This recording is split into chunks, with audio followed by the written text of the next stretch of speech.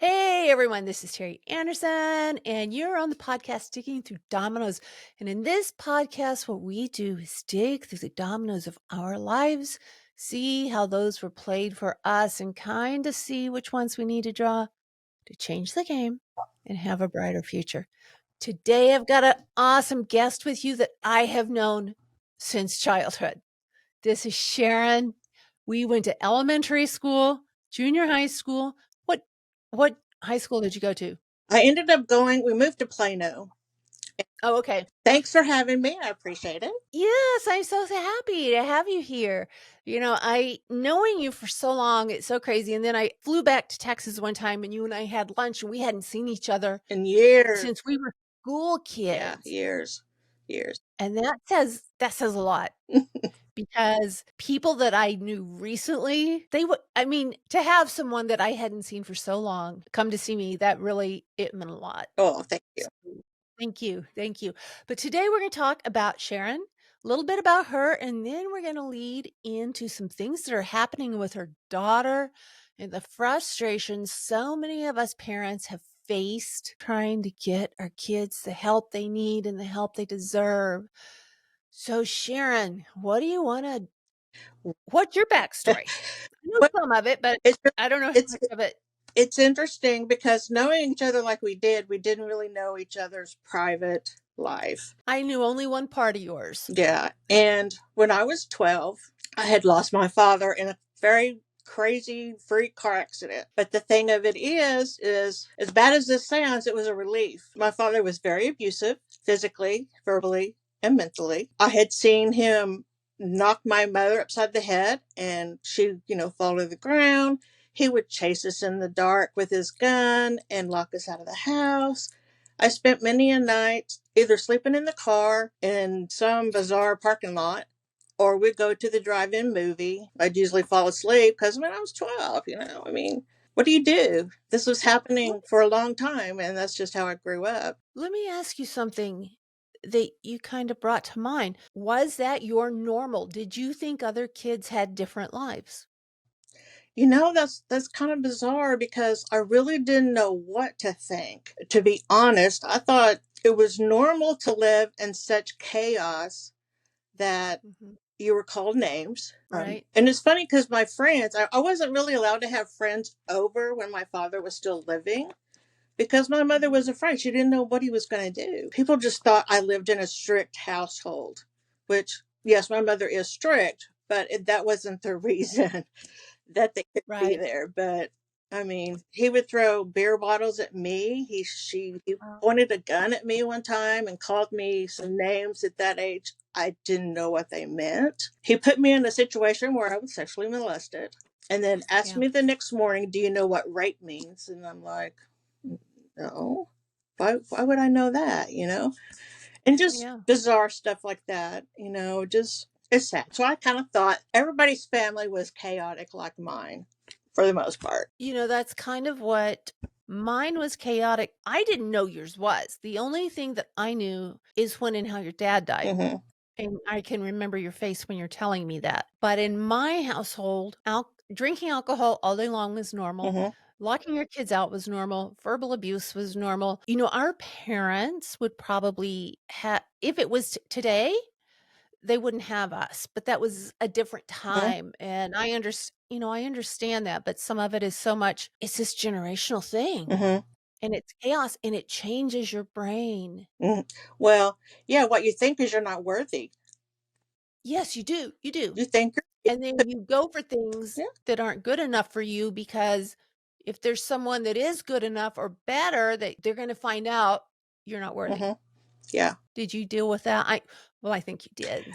Yeah. The man I married the first time, he was literally my father. He was Mhm. 7 years older than me, and come to find out, which you'll hear when I talk about my daughter, he was an alcoholic. He was a narcissistic. He was controlling. He was verbally, physically, and mentally abusive. Me, I'm a very caring, giving person. If someone was to walk up to me and say, "Can I have your shirt?" I'd probably give it to them and Right. not really ask any questions. So I was thinking, all he needs is love. Love will fix everything. Well, no.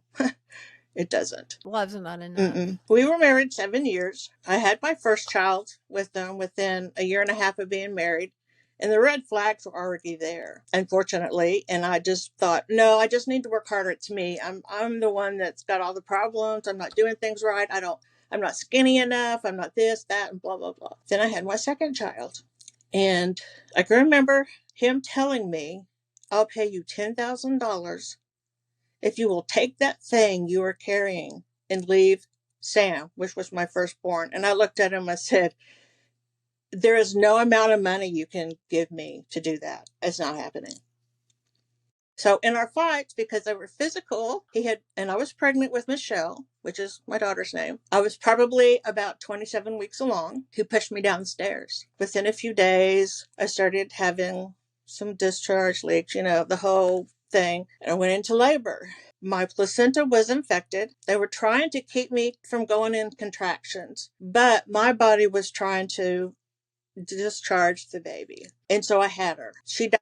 At what term? I was 27 weeks, so I was probably, 5.5 months. Okay, my grandkids were like 24 and a half and 25 Yeah. weeks. And at So that you were time, like in 1993, yeah. they tell you we don't know. Well, she died 3 times before they even got her to Children's Hospital of Orange County, which is known as CHOC, because we were in California at the time. I was having to stay back at the hospital I had her at, and they were shooting me full of antibiotics because I like to die from all that infection inside. Do you have like sepsis? No, it was just because all that bad stuff in the anomic, and I can't even say it, but in the fluid, Amniotic yeah, fluid? and the fluid had already gotten into my bloodstream. I was showing signs Ooh. in my heart, and they were worried about me because I had 105 fever and was bleeding when I Oh delivered my God. her. So she's over at the Children's Hospital, and I'm just kind of left there. And you're in the maternity ward, you hear people's babies crying, and you're just kind of freaking out. But anyway, Let me put one thing in real quick. How long was she separated from you, her mother? for me, I didn't get to touch her till she was 6 weeks old. So that's a huge piece. Yeah, there's no bonding. I couldn't. That's a huge, huge Yeah, piece. yeah. They tried to get me to breastfeed, but my body was not able to compensate for what I need. So but they nowadays they let you do. They let you once they Right. get them stable. They let you touch. They encourage it. They didn't back then. I didn't get to bond with her for 6 weeks. I had already gone back to work. I had someone watching my oldest, my son, and my then husband decided to quit his job, which he had a hard time keeping a job to begin with because, you know, well, anyway, we'll Yeah. get that clue in another minute. So I would have to go to work and I could only see my daughter for like 15 minutes every other day. And that was on my lunchtime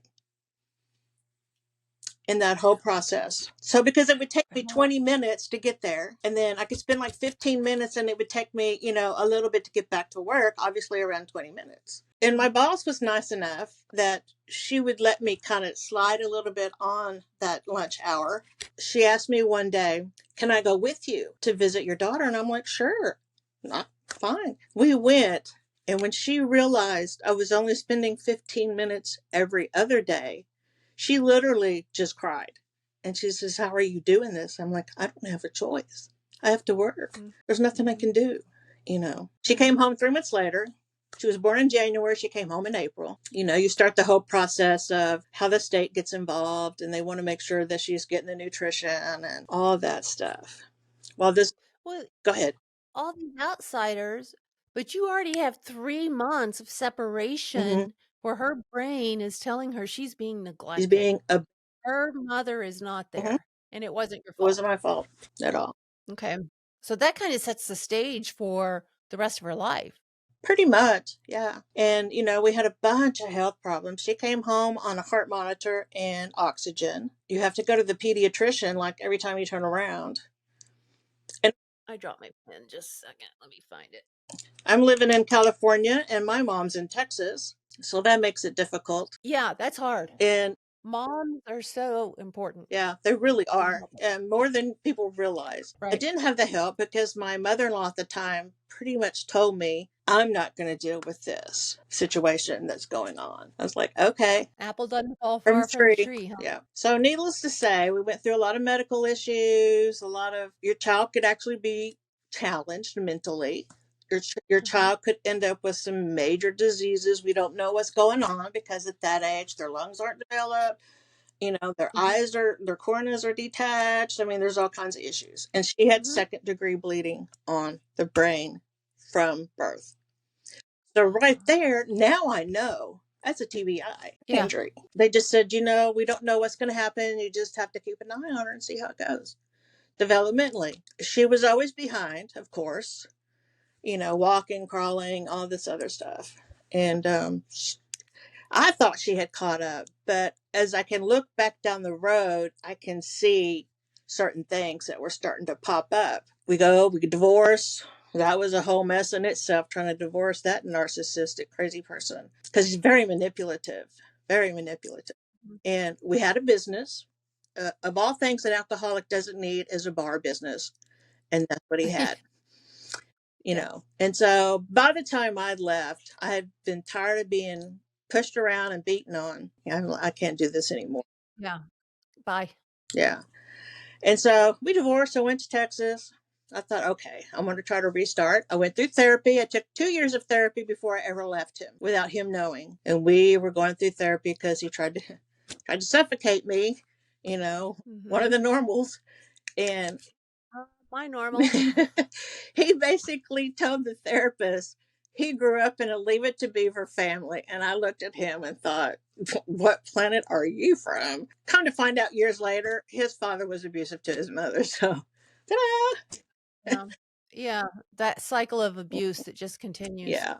So, he was in California for a year, then he came here. And I was thinking, oh, he's going to try so hard to manipulate me and try to run things. And I tried really hard. It was a battle because he hated me so much because I left him. That's the He narcissist didn't tactic. get They to, hate you so much, they will smear mhm, you from here to kingdom come. because he didn't file for divorce. I filed for divorce, and how dare you do that? Mhm. You didn't have my permission. And so sorry, I don't want you no more. He started having to have custody. We had to share custody of the kids. I knew my son was his, you know, glory child. Oh my God, he's a boy, because in his family, boys reign. They're Mhm. everything. I had to force my daughter to go. My son didn't have a problem with it. I had to force her. She came home one day. She had bruises on the back of her legs that were the width of a belt buckle and a belt. And let me tell you, I'm a mama bear through and through. Yeah. I called CPS. Good for I you. said, look, there's something going on here. They took a look and Michelle wouldn't talk. She just clammed up. I said, baby, why didn't you talk? She goes, no, no. No. So we tried all that. They sent him a letter and they just kind of slapped his hand. So time goes on. And by the time she's almost 10 is about when that happened. And I told their dad, you may get to see Sam, which is my son. I said, but Michelle, you will never see again.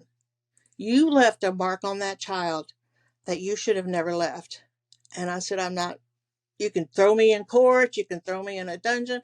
You're not seeing my child. When she turned 18, she finally told me he had sexually molested her, not just orally, but full Yeah. on. Yeah. I looked at her and I just started bawling. And she goes, why are you upset? Why didn't you come to me sooner? He said he would kill you, Mama. And I said, baby, no, he wouldn't have. So we tried to put her back in therapy. She wouldn't talk. She wouldn't really talk about it because she would just sit and cry. And I know how that Mhm. feels because I did that in therapy trying to get over my father and what had took place. She finally finished high school and her behavior started really changing for the worst. I couldn't discipline her, couldn't talk to her. She was becoming irrational. She was becoming promiscuous. Mhm. I can look back now and realize that's one of the signs of being bipolar. She couldn't handle her money. Not that she had a lot to handle, but she would sneak out at Mhm. night. No matter what I did, she would steal the car keys and go in the car and go somewhere. It was just not the same child that she was before she hit that certain mark. She finished high school. She went to massage school and became a massage therapist. Very good at what she did. She did it Mhm. for about 5 or 6, 7 years. And then she was dating this gentleman. Well, I'm going to be nice and call him a gentleman. I could see. I'd never met the man, but she had showed me his picture, and I was like, mm-mm. And Michelle goes, well, why don't you like him? I just love him. I just love him. Well, he was like 12 years older than her, for one thing. And she was like 19 or 20. And I'm like, Shelly, he's too old. And then when she would tell me stuff, I'm like, Shelly, he's just a version of your father. No, he's not. I love him. I love him. I knew I just had to shut up because you know how children are. They're going to do what they want to do at that age, and you can't stop. Right. Needless to say, he was abusive to her. Then she got hooked up with this other gentleman. I'm trying to be nice, and he pimped her out. So yeah. And then something Wow. clicked. I don't know which trauma situation clicked, but she had broken her wrist and couldn't work at that time. And I don't know what clicked, but she went into what I was told a hypermania. She Mhm. was literally thought she was God, basically, because Mhm. her roommate at the time called me and said, "You need to come. There's something wrong with Shelly." I said, I hate goes, I don't know how to handle it. And so I came. She was unclothed on the floor, and the police were there with guns on her because they didn't know what was happening, Yeah. and I was freaking out. And I was like, oh my God, what's going on? What's going on? Why do you have guns on my kids? And the gentleman that happened to be her roommate, they worked together basically, but he said she just started acting strange and acting like she was God, and started saying all kinds of bizarre stuff. They took her to Green Oaks in Dallas, which is her first visit at a mental institution. And we were assigned a psychiatrist, got her own medication, and they were doing evaluations. Well, they said she is bipolar 1. I'm like, and that means That what? means what? you know? And they said, well, it basically means that her chemicals are not balancing and stuff. So I tried to go through Mhm. all of her birth history, talking to the psychiatrist, and we got her on meds. As I know now, most people that are bipolar, they don't want to take their meds once they start feeling fairly what we would call normal, whatever normal is, but being able to kind of Right. function. And then she ended up having to live with us, and I was living in Hearst at that time. We went through another bout of another institution because we weren't going to take our meds, and we just had a complete meltdown. Then Mhm. we get diagnosed with not only bipolar 1, because now she's starting to talk to these people a little more and opening up. Because I'm like, if you don't tell them what's been going on, they can't help you. So she starts Mhm. talking a little bit more about her personal life. They give her a list of being anxiety. We have the anxiety, the depression, the manic and mania stages of bipolar. Mhm. And we didn't get diagnosed with complex PTSD until just a few years ago. Mhm. And so we have all of this going on. Well, we moved to our house in Fort Worth, Crowley area, and we're moving around because of my husband's jobs that Mhm. he does contracts. And so we're living there. She gets another stay in the mental hospital for just wigging out. She's just wigging out. But this time she's threatening to kill herself. So now we've added suicidal harm on top of all of this. And believe me, the ambulance EMT people got to know us on a first name basis when we lived in Fort Worth. They were there so much because I couldn't keep her on her meds or her medicines weren't right. They were, you, you know how they play the game of let's try this, take this away, let's add this, let's do this. Too Yeah. well. Yep. Well, unfortunately, the patient suffers from that because they're not getting Yeah. what they really need. So this is about the fourth psychiatrist I have dealt with at this time. And we're through JPS, which is John Peter Smith Hospital, which is the county hospital, because Right. she's no longer working because she keeps getting fired and going to different locations with her job that's under the same branch, but because she has her meltdowns and she has her little stress, because then she would start having seizures because she was so stressed. So They were telling us, well, they're not real seizures. No, seizure is a seizure. I don't care whether it's epileptic or if it's caused from stress. It still does the same thing to your body. So, of course, she ended up not working. We tried filing for disability because I was reaching out to social workers at that point. What can I do? Because the hospitals and JPS, they have like a holding area that they can put you in for 2 to 3 days before they determine if they want to send you to an actual mental behavior hospital. Unfortunately, and Fort Worth is a very large city. Most of their beds are taken by either the homeless that have mental issues, or you have the people that are on the really bad drugs that are having their freakouts that they have. And so it's hard to get a bed in there. And they would send her home. I know there was one time she went in there and the doctors took her off everything. And I'm like, what? Why did you take her off everything?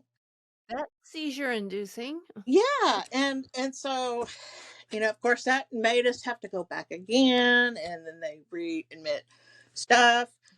And then they sent her to therapy through JPS.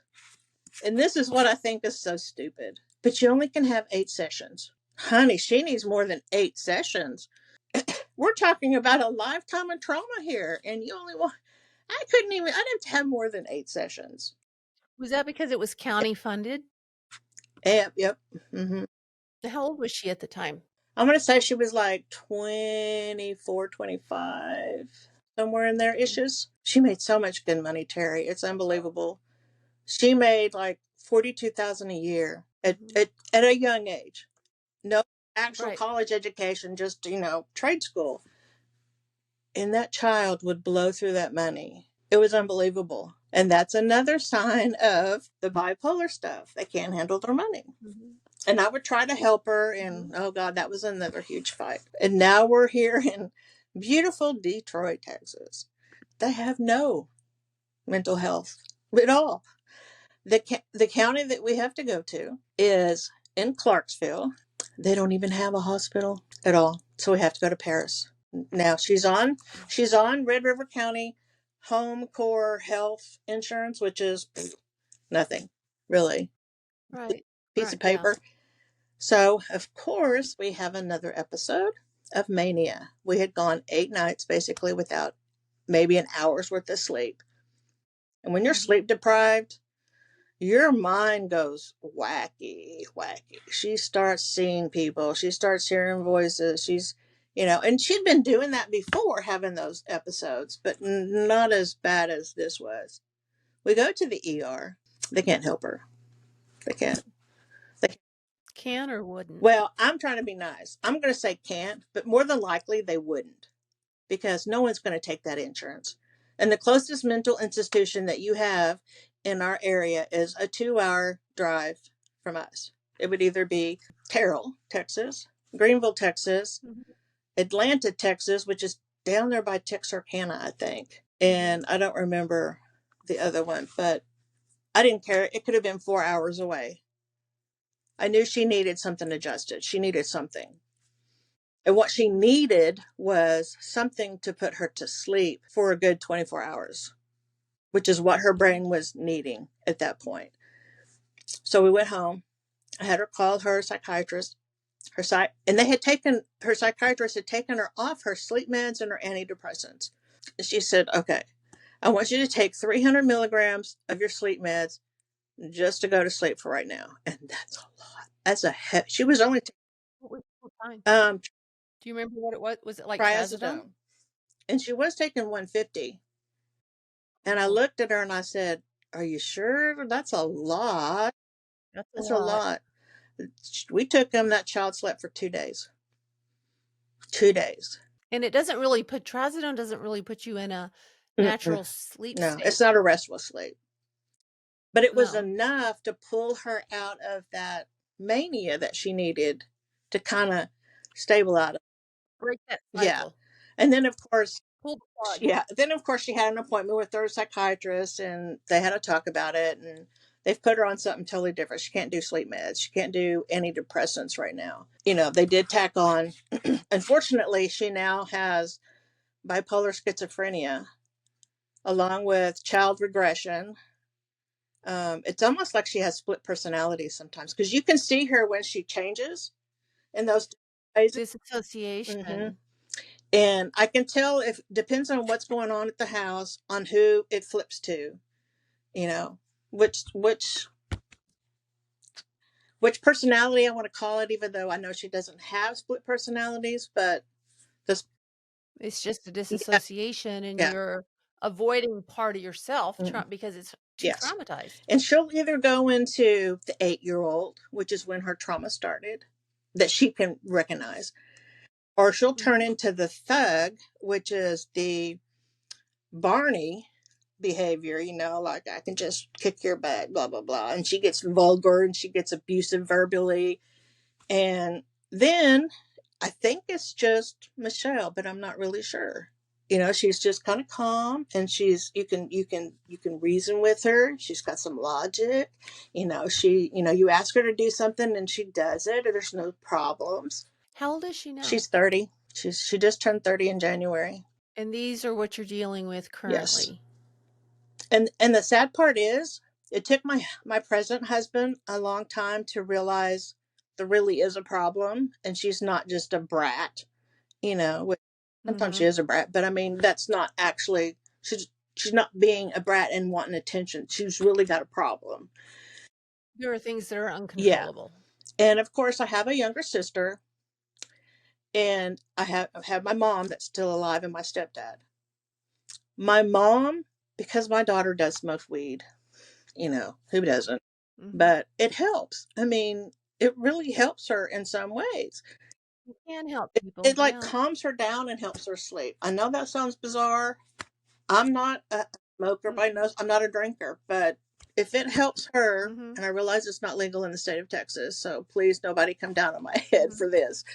But if it helps, I'm like, yeah, go ahead, don't be crazy about Right. it. But my mom and sister, because she smokes weed, thinks that she also does crack and heroin and smack and whatever else is out there.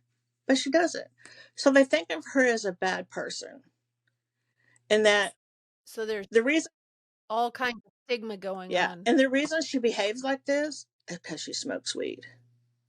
And I have sent my family, if I've sent them one article on it, I've sent them 1,000 articles on it. So my mom and dad were over here Easter, and I don't know what we were doing, but I could see Michelle was fixing to go into one of those regressions. And all of us, But hold on one second. For all of you that aren't Texan, oh no. Sharon, "fixin' to" is one of my favorite words, and it's means translates to is Yeah, about to, but we use "fixin' fixing to." to. Yeah, Fixin' Texas to. grammar's coming out. So I I love looked it. at my daughter and I thought, oh no, here we go. My mom's going to actually get to witness what I tell her about. Sure enough, she went into the 8-year-old and she says, Mom, I'm hearing these voices and they're telling me to hurt myself. And I said, well, Shaw, why don't you just go lay down? You play some nice, soft jazz music or play Morgan Wallen. She likes to listen to him. And I said, and go lay down and take a nap. She says, okay. So she took her dog, Lassie, and she went in the bedroom, shut the door. My mother looks at me and goes, well, what just happened? So I tried to explain to her, and she goes, well, how often does this happen? More often than I care to deal with sometimes. I said, a lot. I deal with this a lot. And you're just seeing a small piece, Tip of the mm-hmm, iceberg. of what I deal with on a regular basis. And I said, and it's not easy. She has detachment issues. I can't go to the bathroom and the child's looking for me. I go to Mhm, work, I go anywhere, and if she's not with me, she's either texting or calling every 5 minutes. Where are you at when you coming home? mhm. Oh Right. yeah, it's crazy. But it's hard because I'm to the point of, when we lived in Fort Worth, I tried writing all of the House reps, the state reps, anybody I could think of. No response. That's not gonna help their political Nope. So career. when I did it again, and I sent a story well, it was 3 pages. I would like to call it a novel, but it's not. From the Mhm. time this child entered this world until now. We'll see what happens. I don't know if they'll respond, but I sent it to Social Security in Austin, which is our where everything is for us. That's where I you're sent yeah. it to all of our state and House reps in this area and in DC. I think if I could send it to the president, I would. Not that he would read it, but if it comes to it, why not? And I have even thought about sending something to the hospital saying, I know my daughter cannot be the only individual that has mental issues, and you guys need something to help them watch their medication or something. I don't know. Do you think with Shelley's the severity of what she's going through right now, do you think not permanently, but a period of time of involuntary commitment to help her get stable with the right doctor would help her any, or do you think it would be detrimental? I'm not sure. She has opened up. The last person we had at the MHMR in Fort Worth, she actually, that psychiatrist, oh, she was wonderful. She was wonderful. She did help Michelle get through some of her issues. And yet she's not even a Mhm. therapist, but she would take the time to listen to her, help her work through stuff, what she needs to maybe try to cope, her coping mechanisms and stuff Mhm. like that. She helped a bunch for Michelle to get through some of the father issues, which was Mhm. needed. I personally think that, they only hold them for 10 days, which to me, holding you for 10 days and having a group therapy session isn't going to make a difference anywhere. No. I as much as I would hate to say this, and I know it will never happen unless she gets some form of disability where she has that Medicare, Medicaid insurance. Could I actually have her go somewhere for like a 30-day stint where they focus therapy? And I'm talking like cognitive type behavioral therapy that's has to do with all the trauma, not so much what she was born with through genetics, but the trauma. Right. The Yeah. trauma. And that's basically what I even said in the letters that I sent. Does she need financial help? Yes. But what she really needs is that insurance. That's what she, Right. Right. The magic word, yeah. And insurance. unfortunately, I did not fall from a tree that had lots of money in it. So, Mhm. I'm just like average middle class American. I don't have a huge bank account or Mhm. deep pockets, but I have a child that really needs some assistance. I guess you could call her a child. She's really an adult, but to me, she's still my child. Yeah. Your kids are always gonna be your kids, and Joshua is my baby boy. He's always gonna be my Mhm. baby boy. Cognitively, he was 13 years old. So, has Social Security Oh, denied her honey, yet? yes. They've denied her, and we even did the go to the attorney. And when he found out she was smoking weed, he wouldn't deal with us anymore because weed's not legal. And I said, well, a lot of things aren't legal that people do. That doesn't mean she doesn't deserve the help. It's Yeah, self-medication. it's no different than some guy drinking booze and or somebody.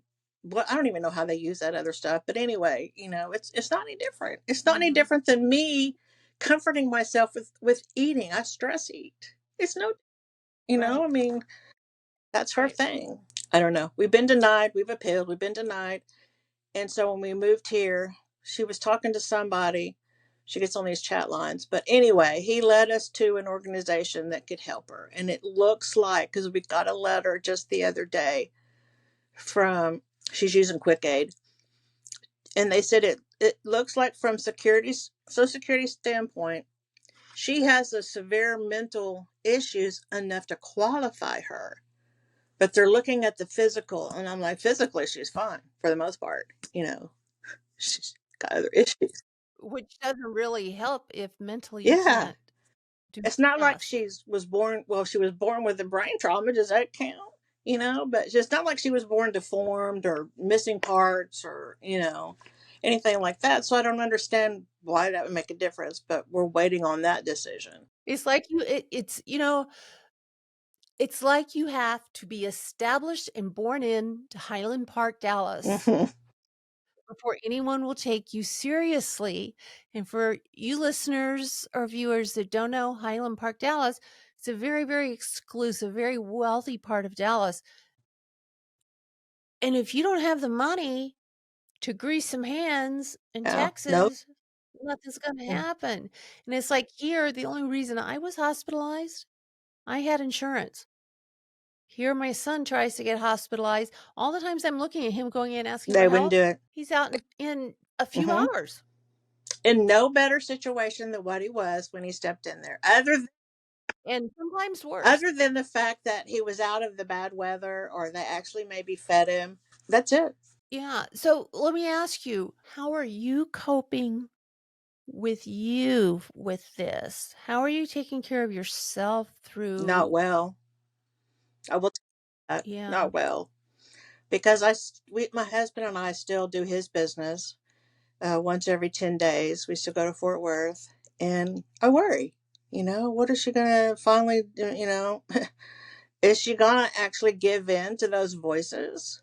I am on antidepressants. I'm on 160 milligrams a day of Cymbalta for whatever that's worth. And of course, Mhm. I'm diabetic, which doesn't help being stressed out because then I tend to eat things I really shouldn't.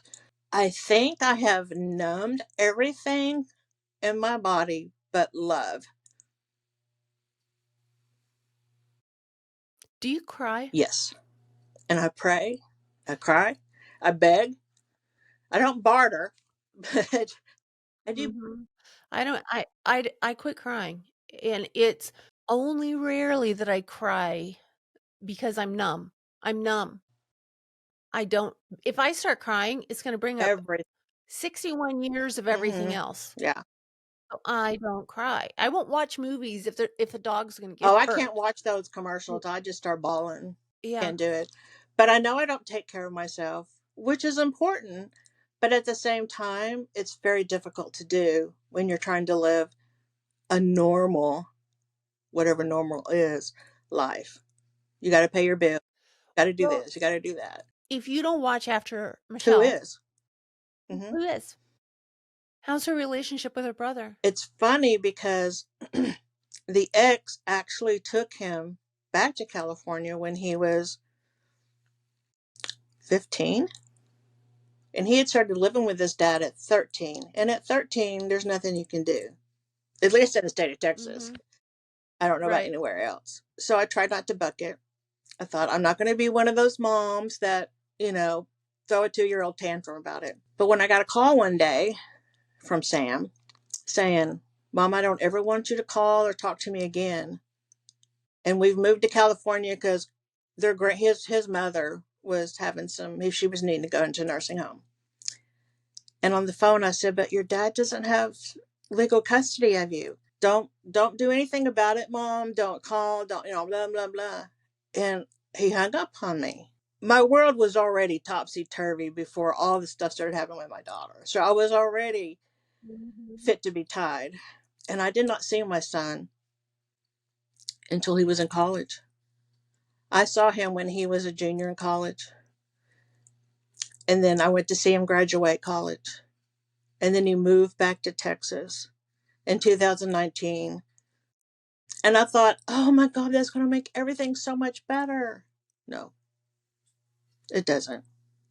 Because he didn't understand about Michelle either. And I had tried to Mhm. fair warn him about what was going on. And he says, oh, Mom, oh, it's not like that. When he actually experienced some of those things before he moved out on his own, he was floored. And they would fight like cats and dogs, like they did when they were young. And then now that he's moved out on his own, they have a very tight bond. But I don't think he could handle, if something happened to me, he could not handle Michelle living with him because my son has his Mhm. own issues dealing with the abuse he got from his Mhm. father. Mhm. And that's more stress on you wondering Mm-hmm. what does Michelle's future look Mm-hmm. like and how badly is our Oh, country? not only in the state of Oregon, which I thought was atrocious, but my gosh, I thought Texas, Mm, and it's from what you're saying, it's it's not any worse. better. And it's really sad because I know your son was homeless, and it's one thing for your son to be homeless, which I know bad stuff. It doesn't really out there in that Mhm. cruel world. Mhm. But you think about your daughter being homeless, the worst of the worst images come to your mind. Right. And I And just they're don't true. know if I could. I would probably be one of those dead people that hang around watching out over my kid, you know. Right. I wish I had known before Joshua turned 18. A lot of his things hadn't manifested at that time, but to get him on developmental disability at that before he turned 18, and I didn't because a lot of these didn't manifest until he was older, but that would have given him a chance of being placed somewhere. Mhm. That's one thing that helped tied me to Oregon was Joshua. How can I leave Oregon knowing my son is on the street? Mhm. Couldn't do it. That was one of the first thoughts I had when I found out he died is I can leave the state now, which I haven't, but I'd like to. But my gosh, so the system is failing everywhere. Yes. And And it's not just destroying mm-mm, Michelle. it's destroying millions of people. Yeah. And your family. Mhm. Yeah, because when you do reach out for help, they look at you like you're crazy. I can't help you. I don't know what to tell you. No one's going to listen. It won't help that you write the board of the medical directors. No one cares. But I bet if my last name was Trump or Bush or any of those, they would listen to me because I would have money. And all I would have to do is buy a wing of a hospital somewhere. Mhm. And there wouldn't be a problem. My child could get all the help they needed. But I don't have that. One of the problems I have here in Oregon, and I totally agree with what you're saying, that's how I feel as well, is they want to address addiction and homelessness. Okay. In my situation, and a lot of the people that I've known, addiction and homelessness has a root cause. The common root cause is mental Mm-hmm. health issues. But they want to give people with mental health issues autonomy, Mm-hmm. or it's too hard for them to take on and they want to address these other issues. Okay, you're going to get somebody off of in Oregon where everything is legal, meth. They have this thing called Trank now, which is horse Mm. tranquilizers in the fentanyl, and it's kind of like making people zombies. It's horrible. It's absolutely horrible. These people are self-medicating. And another thing, they just made Narcan, which is like an opiate overdose. Medication where they stab you. Yes. It's over the counter. So my thought is, okay, so all the drug dealers are going to be buying that. They're going to have it. They're going to OD their clients just to make Right, another to get sale. that little. Nothing makes I don't sense. know. I don't know. Is Michelle capable of helping in her own defense? I mean, and I guess in advocating for I'm not herself? really sure because she bounces around so much in her personalities. I don't know. I mean, I have been trying, and I did join the advocate group of NAMI, which is, I wrote this down, the National Alliance on Mental Health, and I think their main Hmm. location is DC. Uh, but I'm trying to get Hmm. into a chapter that's closer here. I don't know what I'd have to do. I mean, I don't know if you march on the steps of DC, like that they would listen, or I mean, you got to make a stink somewhere because the greasy wheel gets the grease. You know, at some point, Yeah, I just go back to why? Why? Do you have to put her in a full freaking body cast to say, "Hey, my kid's got a problem?" I don't know. And I don't know. I I have been so scared, so and what? I have beat my head up against the wall. And I do remember telling this attorney that we had, I said, "I tell you what, sir, you let her stay with you for a full 30 days and then come back and tell me she cannot get approved for any kind of assistance." And he looked at me and laughed. I said, "This ain't funny. You see all this gray hair? It's not because I'm 60. It's because I've lived through hell and back. And when I leave my daughter at home alone, I have to do a mental inventory of, what is it that I've left in the house that she could possibly do damage to herself with?" I mean, this is a child that has taken a razor that you shave your legs with and has torn it apart and tried to cut her veins open. She's OD'd on her medication twice and had to go and have her stomach pumped. And people don't think it's Mm-mm. serious. That shows me this is a kid that is in Very torment. miserable. Very. And she tells me that all the time. I'm miserable, mother. I just want to die. I don't want to live here anymore. And what do you say to your child? I don't want you. The government's not gonna yeah, you have no hope to offer her Yeah. except you love her. You have no hope because you can't get the Mm-mm. what you need to help her. And as a mom, we're supposed to be the ones that Mm-hmm. do this. And I think this is the worst part of parenting. When you have a child that's Mm-hmm. mentally ill, you come against bureaucrats and career Yeah. politicians and people that you think might help, and then they turn around and you realize, oh, they're ladder Mm-hmm. They're just, climbing. They don't yeah, care they about don't care. us. They don't care. And the only thing that I tell my daughter is, but who's going to take care of me when I'm old? I need you here. I need you to help me when I get where I can't take care of myself. That's the only thing I know to say. And that I love you. To Yeah. keep her here. And Yeah, see, and then I have the guilt of I couldn't protect my daughter when she needed me the most. I couldn't protect her. So I carry, right. and yes, I've been through therapy on that too, but you still have that little piece of you that goes, my God, if I'd have known, I'd, be, I'd If have I been had in only jail known. because I would have solved that problem. Right.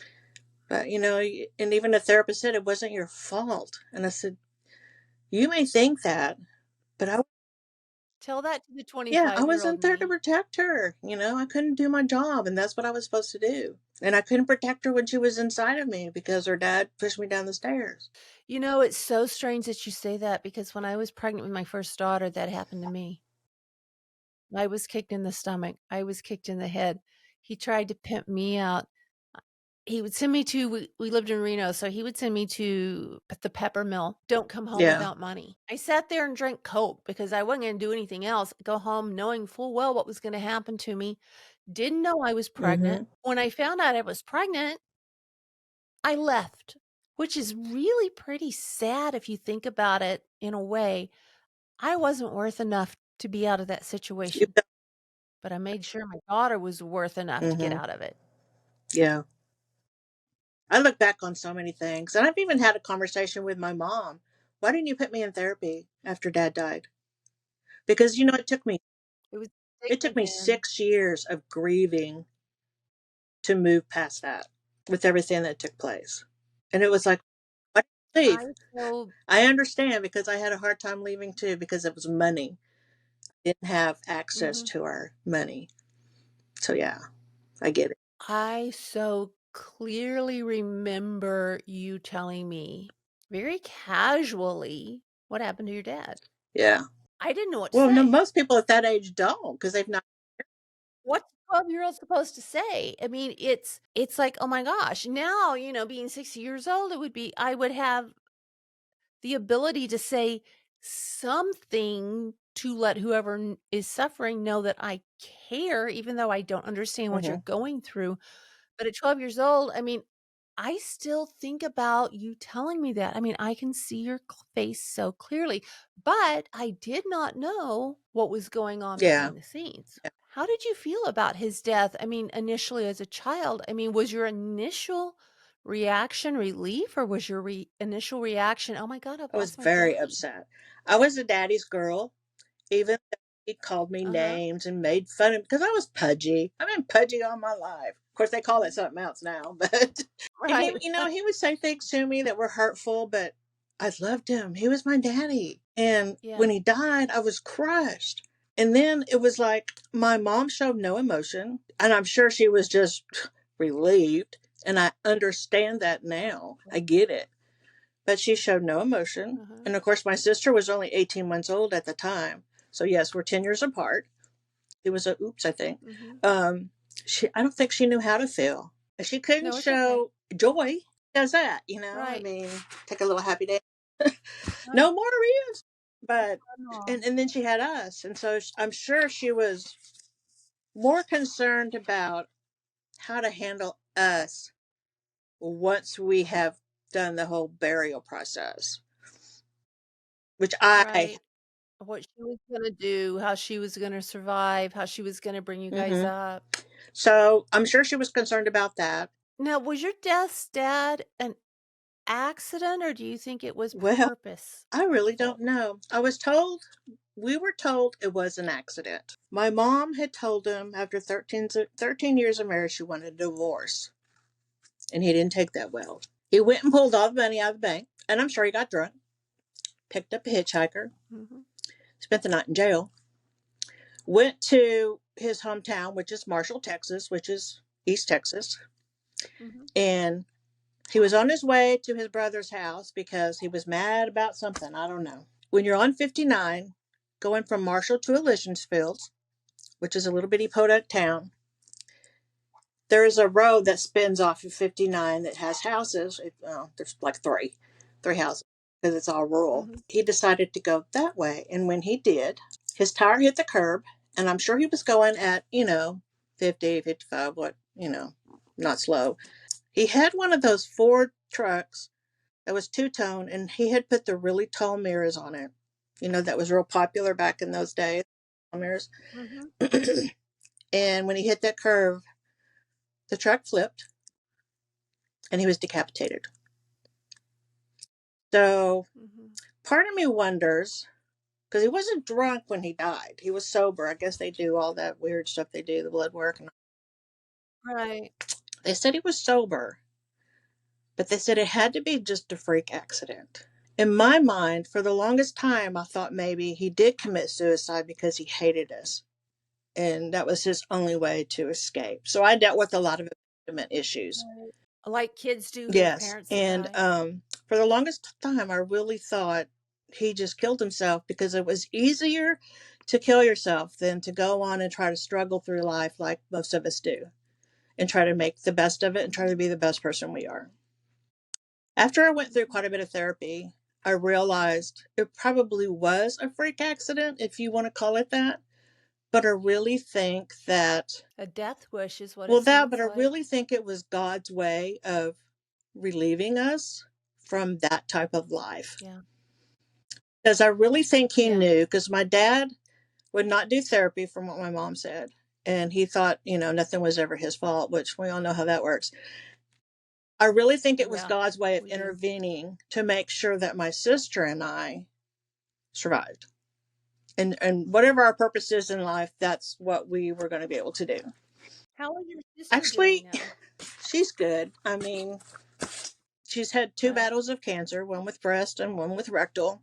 She lost her Mhm. second husband to cancer, which was her daughter's father. My niece is now 18, but I think my sister deals with things differently than I do because she did not know our father. I mean, at Right. 18 months, how much she remembers what beer he drank, and she can vaguely remember him watching wrestling, and she likes wrestling. But to know and Mhm. experience what I did, she doesn't. Her issues are abandonment, and she cannot be in the house by herself. She has to have someone. Right. Or either it's dating someone or whatever. She cannot be alone. So yeah, she has a hard time with that. And I know that you can still be scarred and not physically experience the stuff that I did. Yeah, and then there's also the things that can happen before you're verbal and before you retain Yeah. solid memories. You've got those somatic hmm memories. Yeah. So who knows in the womb what she experienced with all the argument and abuse physically that took place. Right. So Wow. yeah. And she's been asking me a lot of questions, and I've been trying to help her fill in That's some. hard. That's hard to It's very hard. rehash. And I've broke down a few times, and she asked me one day, was I planned? And I said, no. My mom didn't, she'd given up on having another child. I said, because how can you make love to someone that treats you so horribly? That I'm Yeah. afraid more than likely what happened was a forced situation. And then she started crying, and I Mhm. said, I feel bad that I've said that, but you wanted to know.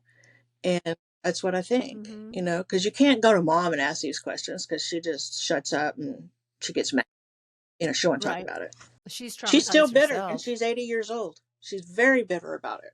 She doesn't like Right. us asking questions or talking about that side of the family, which we don't really know very well because we were not brought up with them. I try to help her as much as I can, and I see her going through some of the stuff I went through at 50, where you're angry. It's like all of a sudden something hits you and you're Yeah. just ticked off, And I'm like, Gwen, you've got to let some of that go. Go talk to someone. I mean, it helps. It does. It does. But sometimes you have to know what you're talking about or have an inkling. It took me years and years and years before I would even consider speaking about my childhood with my therapist. Yeah. Every time I would cry, and I couldn't get anything out because it hurt so bad. Yeah. It hurt so bad. And even Mhm. with my ex, the stuff that he put me through, I had a very hard time. And then I had a therapist tell me, Right. if you talk about it, write about it, journal, because it makes a big Mhm. difference because you're getting it out. You're getting it out. And I finally was Exactly. able to talk about it and deal with it. And, I just had to learn to forgive myself and forgive them. It wasn't my fault. No, it And I wasn't tell your my daughter fault. that it's not your fault. It's not. No. And I get her to journal, and that seems to help. Um, She does talk about it a little bit more now, which is sometimes hard for me to hear some of the stuff her father did to her, because Mhm. it just angers me. I just want to go rip his head off and stomp on his face. Right. So, but I have Right. to let her talk. I have to let her get it out. You know. Right. And be her Hmm. safe person. Yeah, yeah, and sometimes that's hard too. It is. It's very, very, very Yeah. hard. So what's your next step Well, with her? Do you have a I next step? actually I mean, hooking up with I'm doing it NAMI, now. it I've written sounds the like. letters to everybody but the president and God, I think. We're going to see Right. because I'm not going to stop. I will. They deny her, I'm going to be right back in their face. Right. That I just got to keep fighting. I don't care who So it's with. If it's Social Security, if it's, the hospitals or whatever. I'll find something. I'll find a way to get something that she needs. thing is you have to with these people a lot of times, but I found out, that you've said so many things that Mm-hmm. I've done and that I've said. And I'll circle back to that, but one of the things you have to find someone that is willing to see her as Mm-hmm. a human. And now you said something earlier about when you told the doctor you take her with home with you. Mm-hmm. I would tell doctors that. Mm-hmm. Would you take Mm-hmm. him home? Let him Yep. stay with you down the hall from your wife and daughters. Mm-hmm. They just walked Mm-hmm. out of the room. Because I don't want to deal with it. No. And I know when we were in the Paris CR with this, I asked that lady, do you have children? Yes, ma'am. Do any of them have mental illness? No, ma'am, but my sister's daughter was, and she died a couple of years ago. But the way she said it was like, It's oh no my big God, then you deal. really don't understand. Because even if it was my niece or my nephew, I would still feel so much compassion. I would have not have said it to someone like it was just they were a piece of bologna on some bread or something. Just I Right. don't know. I don't think they want to see because there's so many people that have mental illness, some worse than others. Woman that her yeah, her episode is aired. She said, "Nobody wins the Yeah, trauma Olympics." You know, it's all relative. It's still trauma. It's still trauma and how we can deal with it, and it's it's infuriating that mm, no one cares.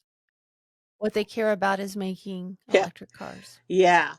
Our that are just going to the electric car graveyard in And what's Alaska. funny about that in the state of Texas, we are not on the big grid. So yeah, Mhm. and you want to demand everybody to have electric cars? You can't even keep us power on in the worst storms we have. Isn't that crazy? Why are Right. you worried about that when you should be worrying about something else? Mm, Like humans that might be able to fix something if you would help them help yeah, themselves and help the moms. sorry. So in oh, it's I'm a, okay, it's okay. In kind of a wrapping up, what is your advice to other moms dealing with what you're dealing about with? the only thing I can really say is find you a support group, which I have to say I haven't done yet. But that's why I'm trying to get in NAMI and try to find a chapter that's close enough for us to go. I think they meet like every one Tuesday, the second week of the month or something like that. And I thought, Mhm. I'm a very reserved person. I'm a loner, Mhm. and for some reason I must Mhm. think that I can just solve all the world's problems on my own, which is not a healthy way to look at things. But I really think find support Right. groups, and you need to know that you're not out there by yourself. Sometimes you feel like, am I the only one Right. going through this and nobody just doesn't care? But no, you're not. You're not by Right. yourself. It's just those people that are going through it are probably just like me. They're reserved and they don't know what to do. Right. And that's the biggest thing. Where do I go? What do I start? Who do I start with first? Mhm. I have to say that I started with getting her therapy as much as I could, reading, researching, getting as much knowledge as I could on this topic to try to understand what's going on with her. Just try to find as much as you can do. Give her a journal, make her journal, try to get her to talk about it, get it out of her system, because that will help you heal on certain things. The, unfortunately, you're Right. just born with some of that, and you just have to hope you have the right medication. But on trauma, the childhood trauma Right. that she went through, if she can journal and get it out, that's going to help. Right.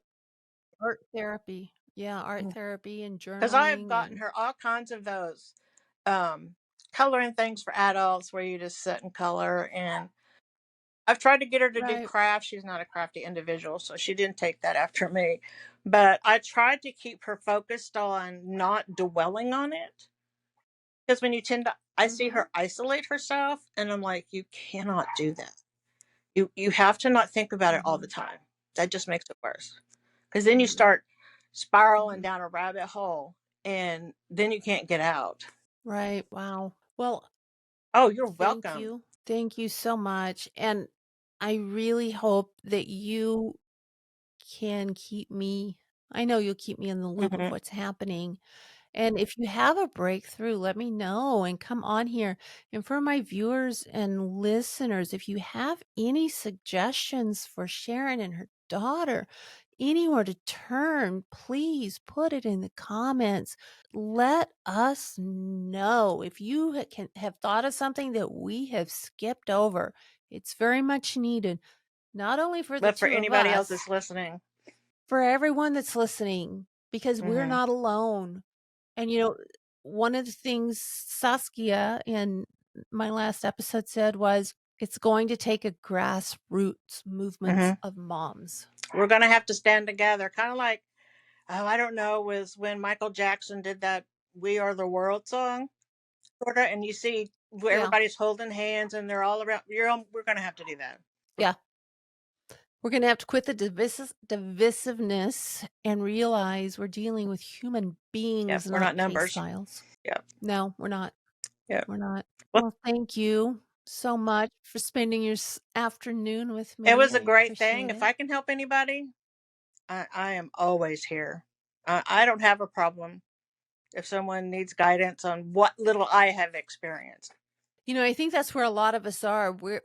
I'll get phone calls and I'm like, "Well, what I have to tell you, you're not gonna really Yeah. like, but you're Mm. not alone." And that makes the biggest difference. I was alone with Joshua. You are alone with Michelle. These other parents, you guys, you're not alone. You have parents and kids dealing with the Mhm. very same thing that you're Yes. dealing with. Yes. Definitely. So And if I always tell people I have big shoulders and large ears to listen with. that's right. That's right. Well, Thank you. thank you so much. Let's just keep in touch and plan on doing this again when you've got something you want to talk about and or you have a breakthrough I or sure will. And I whatever. thank you for this. This has been, it really is. It makes me feel good. Oh, good. It does me too because it's like someone is I'm listening to you and I'm hearing Hmm. my story Yeah. and it makes me feel bad for you, but it also makes me feel good for us because we're not alone and we're talking about it and we're not keeping Right. it hidden Definitely. anymore. It needs And to we're be just going to get exposed louder and louder. They'll have to listen to us. louder and louder and Hmm. louder and louder. Yes. Hey, if We you're a can 10, both do oh, that. oh yeah, we're loud and proud. Oh, exactly, exactly. Okay, well, thank you so much, and I will All right. talk to Have a you good soon. day. Bye. You too, Sharon. Bye-bye. Thank you, everyone, and a huge thanks to my friend Sharon. There has to be an answer. I don't know what it is, but there has to be. And maybe we do. Maybe we do have to get all together and loud and make a big fuss. I mean, about something that's extremely important. Mental health, mental health illness, mental wellness, trauma, childhood trauma, adverse childhood experiences, things that were normal when I was a child, or I should say accepted when I was a child. So I want to thank you guys for hanging in there and please drop any comments, anything, any help you have for anyone that may need it. Drop it in the comments. And I want to thank you again. Once again, this is Teri Anderson digging through dominoes, and I'm signing off for this episode.